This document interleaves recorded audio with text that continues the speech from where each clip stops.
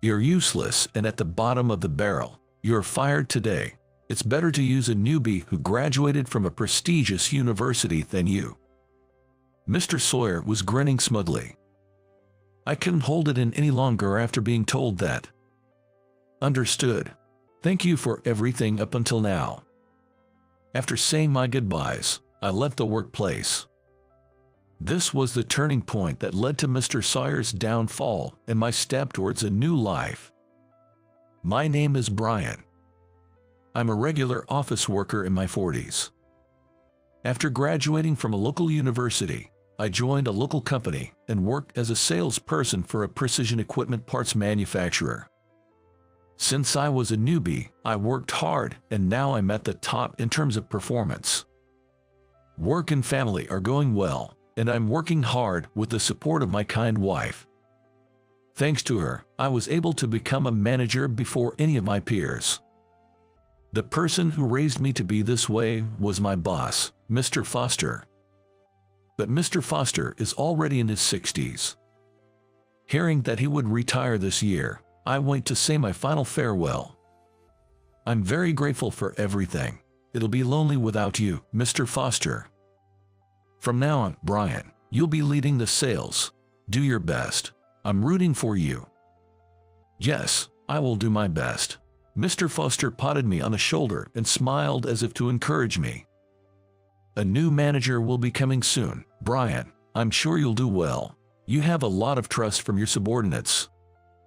I'll do my best to meet expectations. Mr. Foster, please take it easy from now on.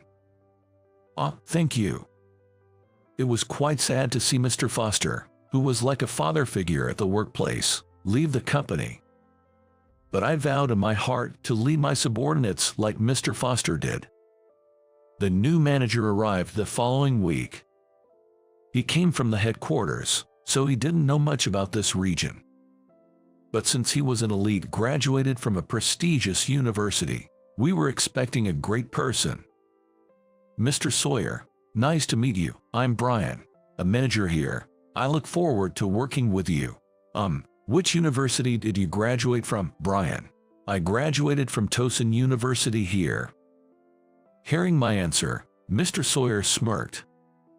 Never heard of it. So you were saying you're a graduate of some unknown third-rate university. Well, do your best, I guess.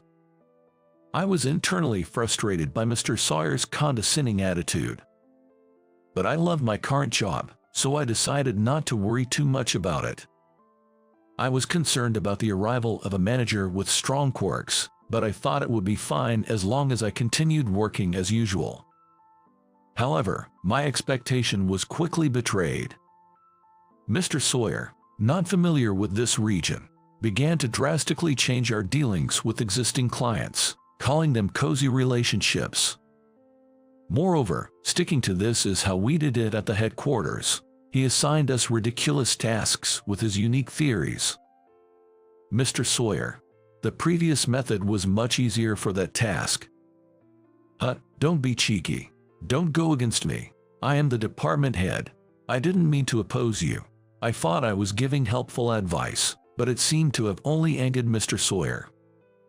Mr. Sawyer glared at me with sharp eyes. Are you trying to deceive me because I'm not familiar with this region? I wasn't thinking that at all. But Mr. Sawyer, your method is inefficient. How dare you speak to your superior in that tone? This is why people from third-rate universities, my colleagues who were listening to our exchange, looked panicked. Mr. Sawyer was always like this, not just with me but also making it hard for the subordinates. Whenever we expressed our opinions, Mr. Sawyer would immediately say, "This is an order from the manager. Don't oppose me as a subordinate." Due to Mr. Sawyer's refusal to listen to anyone, the atmosphere at the company turned sour. One day, when I went out for drinks with my subordinates, they said, "Brian, isn't Mr. Sawyer getting out of hand? He's changing our ways on his own, and he doesn't listen to our opinions about work. Indeed, it's been a bit hard to work. Our methods are definitely more efficient and easier, and the unnecessary overtime is getting unbearable." Listening to my subordinates' complaints, all I could do was give a wry smile. I've mentioned it a few times myself, but he doesn't listen at all. That's the point. Mr. Sawyer is particularly harsh towards you, Brian. He always brings up academic backgrounds. Anyone can see that you're good at your job if they work with you for a bit. All I could do was try to encourage them, and I patted my subordinate on the shoulder. Well, maybe Mr. Sawyer will understand in time. Let's keep up the good work until then. Jess, I like this job, but recently, I've started dreading coming to the office. Well, let's keep the sales going among us. Though I said this to my subordinates, the atmosphere in the sales department had indeed been bad recently. I wanted to do something about it, but I couldn't go against Mr. Sawyer, and he probably wouldn't listen to me anyway. Honestly, I was also feeling stressed by Mr. Sawyer's attitude. I was working hard, but Mr. Sawyer judged me solely on my academic background, leaving me wondering what to do. A few months passed in this manner when one day, I inadvertently stepped in as I saw Mr. Sawyer berating a subcontractor more harshly than usual. Mr. Sawyer, that might be a bit too harsh, don't you think? What is this third-rate university incompetent babbling about? University backgrounds are irrelevant now. The subcontractor is an important partner to our company. It's troubling if they are treated too harshly. Shut up. What right does someone from the bottom like you have to act so high and mighty? Mr. Sawyer glared at me hatefully and sneered unpleasantly. That's right. We don't need someone like you. An incompetent bottom dweller like you is fired. It's better to use a new hire who graduated from a prestigious university. I thought I had gotten used to Mr. Sawyer's nonsensical remarks, but his words this time made no sense to me. What do you mean? Haven't you heard? The incompetent have even incompetent ears. There's a new person joining the sales department tomorrow. He's an elite graduated from a prestigious university. Is that so? It's clear that someone from a prestigious university is more competent. I've decided to make the newcomer the manager instead of you, starting tomorrow. I was utterly shocked by Mr. Sawyer's statement. I looked at Mr. Sawyer doubtfully, wondering if he was serious, but he was grinning smugly. It would be tough for the newcomer to suddenly become a manager. I've decided. I'll speak to the HR department as the department head. By tomorrow, you'll probably be fired. It'll be refreshing to be rid of an incompetent, bottom-dweller employee. I couldn't take it anymore after being told that. Understood. Thank you for everything up until now. After saying my goodbyes, I left the workplace. A few subordinates chased after me trying to hold me back, but I only responded with, "I'm sorry I couldn't be of more help. I leave the rest to you," and then I completely left the company.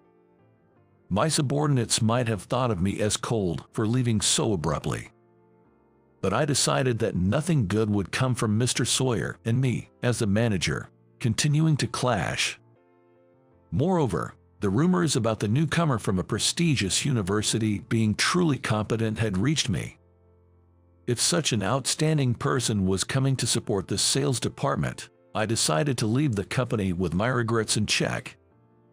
Upon leaving the company, I immediately called my father. "Hello, Dad. I got fired from the company."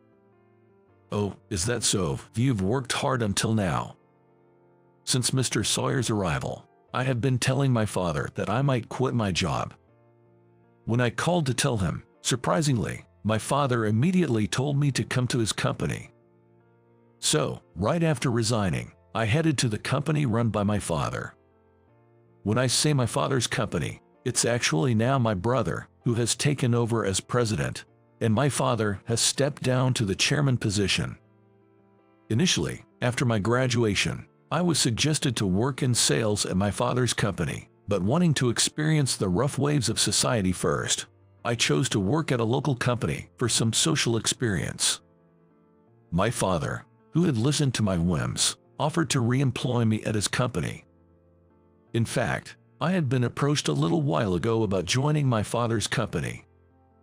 Though I had always talked about work with enthusiasm, my expression had darkened and I had become reticent in the past few months, which my father had completely seen through. Hey, something must have changed at your workplace recently. How did you know? I can tell just by looking at you. You used to go to your job as if you were kicking up the company, but now you don't talk about it at all. Was it that obvious? Actually, the new manager who arrived is an unbelievable person. While glossing over the specifics of the work, I shared what Mr. Sawyer had said, and my father was even angrier than I was. You should quit a company like that anytime. Our company always has a place for you. It's not that simple. I have subordinates who look up to me, but I appreciate the offer. Could you give me some time to think about it? Having had that conversation before, it's probably why my father immediately said he would re-employ me. In the end, the same day I left the company, I went to my family's company and was immediately placed in sales. Just as my father had said. My brother offered me a managerial position, but I felt it was too much to ask for.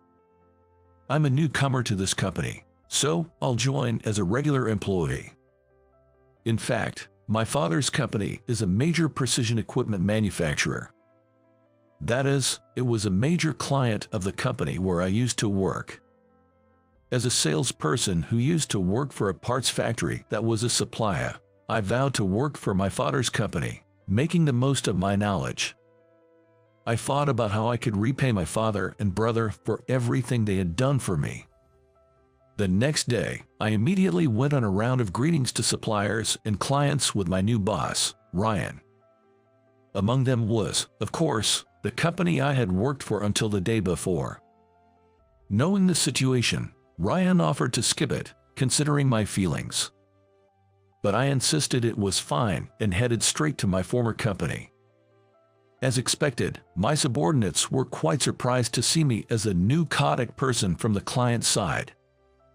A subordinate who was close to me misunderstood and tearfully said, "Brian, you've come back, that's great." However, all I could respond was, "Sorry, but from today, I'm an employee of the client company." The subordinate was disappointed, hoping I would come back, but then Mr. Sawyer appeared. Mr. Sawyer, with his usual unpleasant look, glanced at me, and without even checking the name of the company I had re-employed at, he disparaged. "A bottom feeder like you could only get a job at some low-level company. Really, what kind of person is he?" As I was pondering this, a man approached. "Mr. Sawyer, such disrespect towards a client is questionable." It's fine. This guy is, you know, James. I told you about the incompetent bottom feeder I fired yesterday." The man referred to as James looked worriedly at Mr. Sawyer, frowning. "I think that's irrelevant now. Whatever his status was until yesterday, he's here as a client today."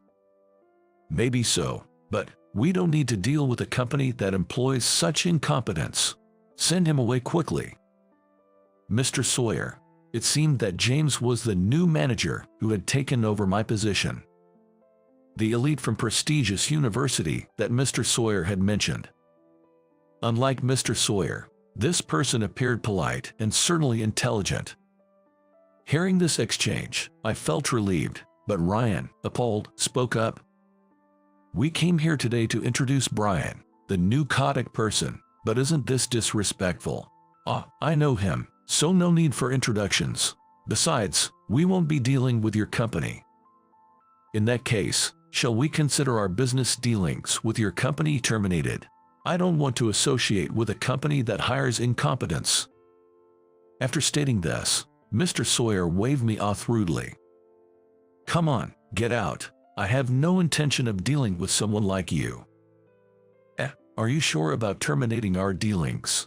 Can't you hear? Incompetents are useless all around. Get out quickly, or I'll call security." With that, there was nothing more to do. Ryan and I returned and reported the incident to my brother, the president, and my father, the chairman. My father, with a troubled expression, said, "We've had a long relationship with that company, but maybe it's time to end it," and started writing something. The rest of the story was relayed to me later by a subordinate I was close to. A few days later, President Watson personally summoned Mr. Sawyer. "Mr. Sawyer, You've done something unthinkable." "I have no idea what you're talking about." Mr. Sawyer, looking troubled, was quietly interrogated by President Watson. "You turned away a new Kodak person who came to greet us the other day, didn't you?" "Oh yes, that guy, but there's no need to worry about it. That person had just left the company and was truly incompetent at his job. I didn't ask for that. Turning away a Kodak person is not the way to treat a client. But it's fine not to deal with a company that employs such a person." Mr. Sawyer retorted nonchalantly to President Watson. However, President Watson, with a stern expression, presented a letter. "Did you check which company Brian came from?" He's from our largest client, a major precision equipment manufacturer."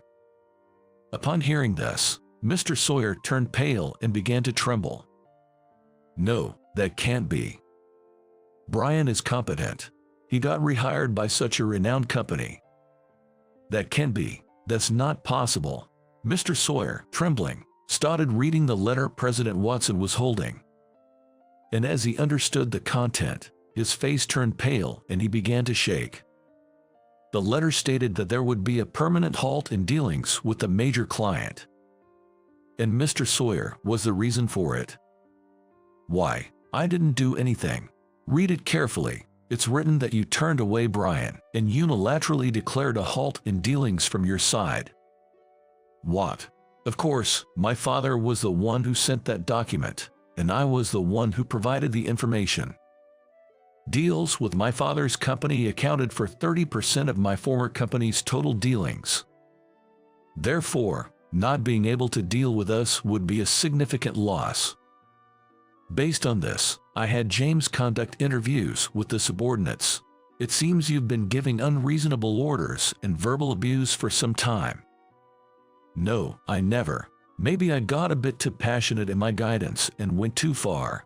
I've heard that it was because of this that Brian was forced to leave."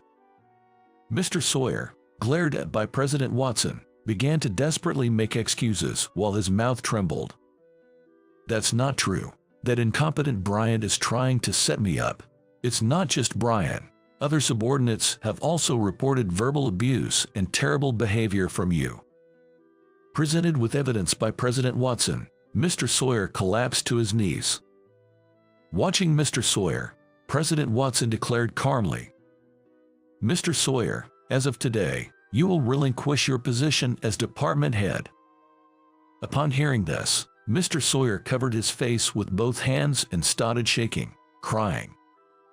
Later, President Watson visited my father's company to ask if they would consider resuming business with them. "I apologize for the great rudeness and inconvenience caused by Mr. Sawyer. I will take responsibility for his guidance. If his behavior does not improve, we will consider taking disciplinary action. It's a presumptuous request, but could we possibly resume our business dealings?" I had no grudge against President Watson. On the contrary, I was grateful for the employment until recently. After discussing with my father, we decided to resume the business dealings. Hearing this, President Watson grasped my hand and expressed his gratitude. Half a year later, a former subordinate invited me for a meal and shared what happened afterward. "Brian, it was quite a mess after that." The subordinate seemed eager to tell me. Following the incident, Mr. Sawyer's erratic guidance and abusive behavior came to light, but the company's regulations did not lead to his dismissal. Instead, Mr. Sawyer was demoted to a regular employee, and his salary was significantly reduced. He was given a completely different job, spending all day organizing files in the storeroom. I thought this was lenient enough, but it seems Mr. Sawyer couldn't accept a punishment. Angry about having to do boring work alone in a room after previously commanding many subordinates, he resigned on his own. However, after learning about the circumstances of his resignation, his wife, dismayed by his selfish behavior, left him and they divorced. He had a son, but the son also left with his mother, leaving Mr. Sawyer all alone. After sharing this, the subordinate's face brightened. With Mr. Sawyer gone and James joining us, working in sales has become much easier. James, my successor, became the manager after Mr. Sawyer's resignation. He even came to the drinking party today and greeted me. Thanks to you organizing the team so well, I've been able to manage somehow even though I'm new to this position. I truly appreciate it. Not at all. I had heard rumors about your competence before. I'm really grateful to you. It seems James wanted to express his gratitude to me directly. James, who is competent and kind, was a stark contrast to Mr. Sawyer, despite both being elites. He evaluated my work instead of judging me based on my university, which made me genuinely happy. It was a moment when I felt all my hard work had paid off. After eating and chatting together, James and I became friends. Being suddenly promoted to sales manager, James asked me various questions, eager to do his best for the workplace. Seeing James's dedication made me genuinely happy. With Mr. Sawyer gone, the sales department's atmosphere brightened, and sales performance significantly improved. This experience reaffirmed to me how much workplace atmosphere and leadership can impact work. I was motivated to work hard in my current position. I later learned that President Watson hadn't intended to let Mr. Sawyer resign. In fact, if Mr. Sawyer had shown remorse and worked diligently for about 3 months, arrangements were made for him to return to his original position. There's no such thing as a boring job. He wanted him to regain the earnestness he had when he was a newcomer. This was President Watson's final act of kindness, but unfortunately, it seems Mr. Sawyer didn't grasp this sentiment. Without valuing his duties, Mr. Sawyer left the company without understanding President Watson's intentions. Mr. Sawyer attempted to find new employment, but his age made it difficult to get hired. Even when he found a new place to work, it seems he just couldn't tolerate being treated as a newcomer. He was dismissed for being arrogant towards supervisors younger than himself and for having a bad attitude. He continued to hop from job to job and is now surviving on day-to-day work. Since then, I've continued to apply my past experiences and my new role in sales. As I learned from this incident, I'm not just focused on improving my own performance, but I'm also committed to enhancing the overall atmosphere of the department. I'm putting a lot of effort into training the juniors, and thanks to that, I'm well regarded by my subordinates and colleagues at the new company. I'm truly grateful to James for helping me realize this. I aim to continue valuing the experiences gained from my previous company and clients, and to further contribute to the growth of my family's company. I'm determined to work hard to repay the trust and patience my father and brother had in me.